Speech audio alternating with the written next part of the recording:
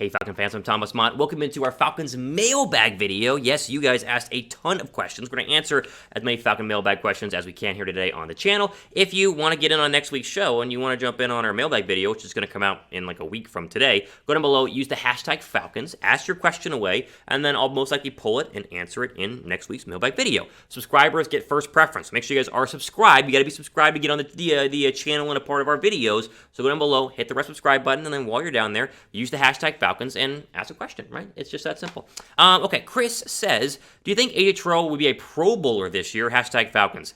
I hope so, and I think he has a real good chance. Maybe one of the better chances of anybody in the Falcons secondary. Probably the best in the Falcons secondary. Here's the deal.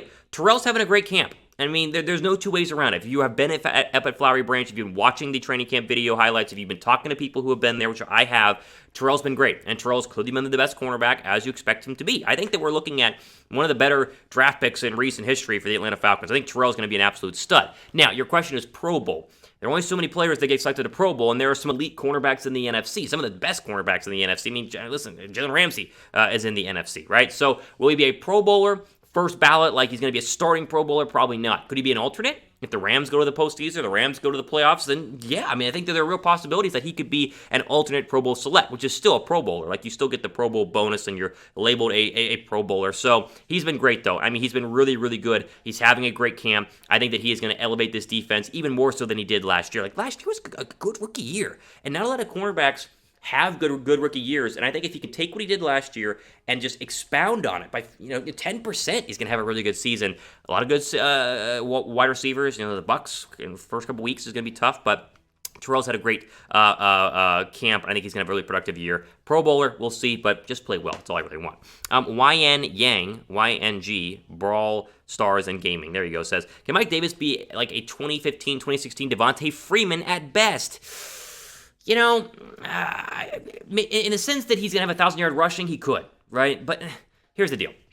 I've been harsh on Mike Davis because I wish they would have drafted a running back. You guys know that. But my big thing is running the football will be crucial. And I don't care if it's Mike Davis, if it's Kadri Allison, if it's Hawkins, if it's me out there running the football. I don't care. Running the football is going to be crucial for the Atlanta Falcons this year. And if Mike Davis is the crucial piece to getting the running game going, I'm all for it. And if he wants to be like Devonta Freeman or he wants to be like Mike Davis, I don't really care. He's a little bit thicker than Devonta Freeman. I think he's a little taller than Devonta Freeman as well. I could be wrong on the inches. You can Google that and figure it out. But he's bigger. He's bigger in person based on everything that I've seen and heard. So I think he's going to be a little bit of a different style of back. But can he be productive like Devonta Freeman was? Yes. And what happened in 2015, 2016 when Devonta Freeman was the 1,000-yard rusher?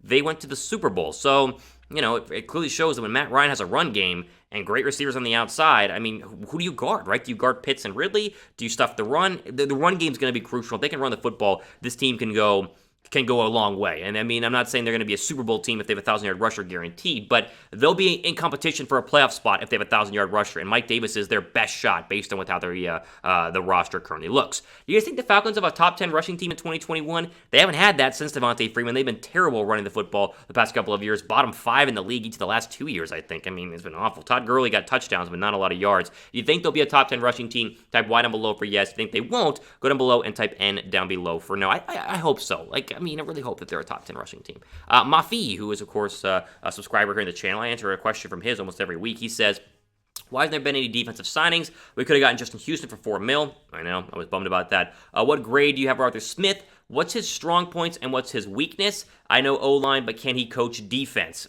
Okay, a lot here. First off, Houston, again, I wish they would have signed him, but I just don't think he wanted to be a Falcon. He wanted to be, a Raven, because they're better, I guess, which is fine, whatever. Here's, okay, in terms of Arthur Smith was hired for his offense.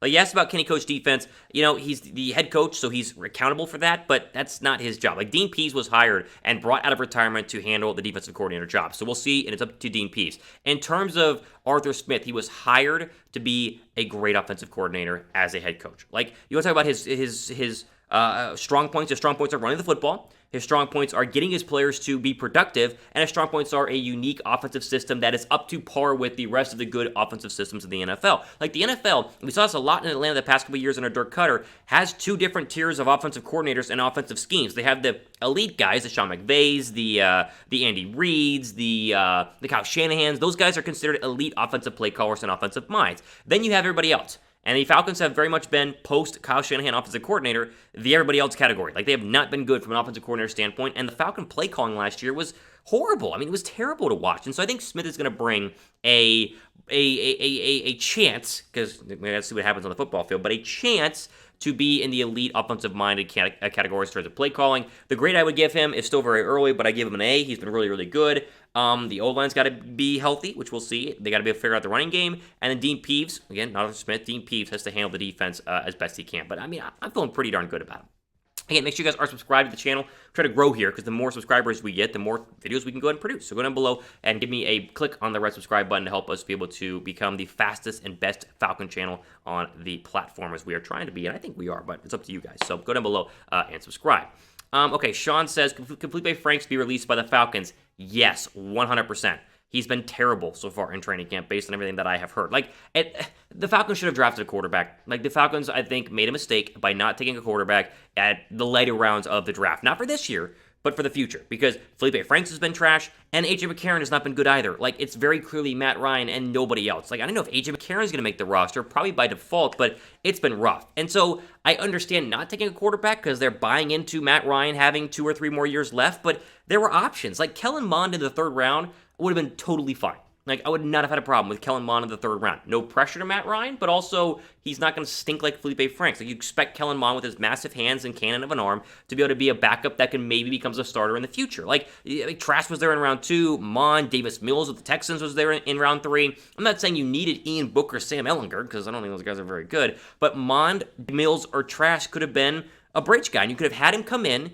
and let him learn for a year under Matt Ryan, maybe even 2 years, and then eventually been the starter, or you just have a chance for him to be the starter. There's no chance McCarron becomes the starter barring injury. There's no chance Feleipe Franks becomes a starter because he's been trash. And I think your question is very simply, will Franks make the roster? No, I think he's going to be cut. And I just think he's been that bad in training camp to the point that they'll roll with McCarron as the backup and hope that Matt Ryan doesn't get hurt and that they figure out their quarterback spot sometime in the future, whether they sign somebody next offseason, whether they keep Matt Ryan for 2 more years, or they draft somebody. But I think they should have drafted a quarterback, and I think that's going to be a big whiff for the Falcons going forward, just to have somebody to grow in the background. Like, you should be developing somebody, and Feleipe Franks, he's really not that guy.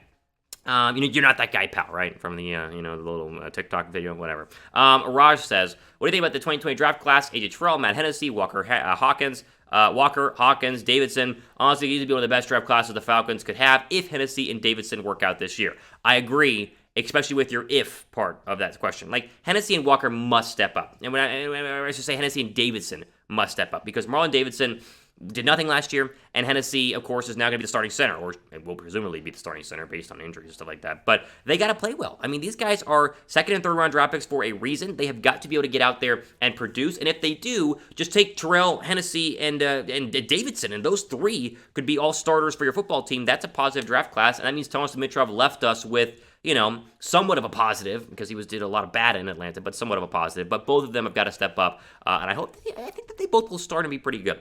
Davidson probably won't start; he'll be mixed in, but I think he's had a pretty good training camp. Who's had a better year, or who needs to have a better year? Hennessey or Walker? Who do you think will have a better year in 2021? If it's Hennessey type H, if it's Walker type W, give me your thoughts on that in the comment section down below.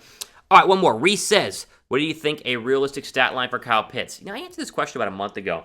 We did a deep dive like 2 months ago into rookie tight ends, and basically said that Kittle and Kelsey and Gronk, they all struggled their rookie year. And so I'm not going to predict 1,000 yards for Kyle Pitts. I'm not going to predict 9 touchdowns for Kyle Pitts. I think 600, 700 yards is a good year for Kyle Pitts, and he looks good. I mean, training camp, he's dominating against these people. He's been really, really good overall. But I don't think you can expect a Superman year. I think that's probably going to be year 2, year 3, year 4. So expect a little bit less, lower the expectations. But if you want a realistic stat line, give me like 60 catches for 600 yards and 5 touchdowns. That would be a productive year and a good first year for a rookie tight end, because again, rookie tight ends don't necessarily perform so well. But maybe Pitts is the unicorn that everyone keeps saying that he is. I hope he is, but obviously we will wait and see.